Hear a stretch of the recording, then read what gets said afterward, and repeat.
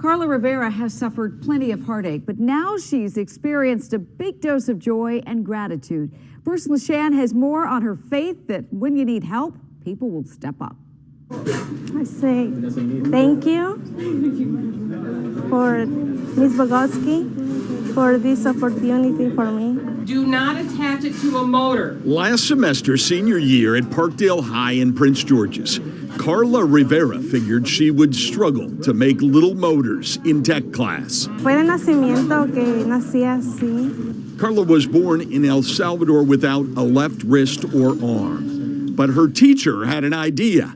Have a whole section of the class devoted to building Carla a new arm with a 3D printer. And she just broke down in tears. And I'm like, Carla, are these happy tears? Are these good tears? And she's like, oh, yes.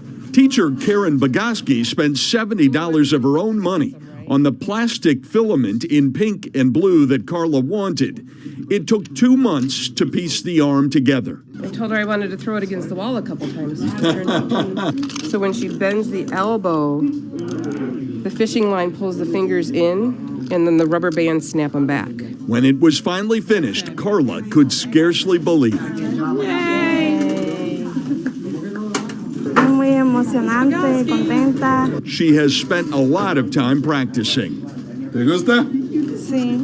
Bogoski is already plotting how to make an even better arm. It would just be adding motors and servos. I'm not sure how she would control it. Carla is planning college and new opportunities. Yes, it's amazing for me. In Prince George's County, Bruce LaShan, WUSA 9. More miracles may be coming. Prince George's is hoping to buy 3D printers for every high school in the county, and who knows how many new arms they could make.